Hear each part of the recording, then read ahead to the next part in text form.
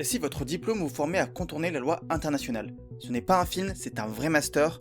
En Russie, il forme à éviter les sanctions occidentales. Comment en est-on arrivé là? On vous explique. En attendant, abonne-toi pour plus de contenu sur la vie étudiante. L'université de la Haute École d'économie, l'une des plus prestigieuses de Russie, vient de lancer un nouveau master, pas comme les autres. Officiellement, il s'appelle Conformité internationale des entreprises et éthique des affaires.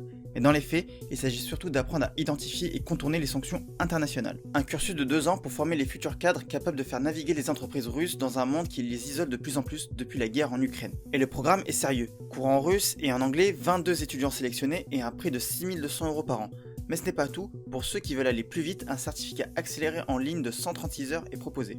L'objectif, une approche très pratique des risques de sanctions avec un focus sur les cryptoactifs, les techniques de contournement et la gouvernance. Pour Igor Lipsit, un ancien professeur de HSE, ce master n'est pas anodin.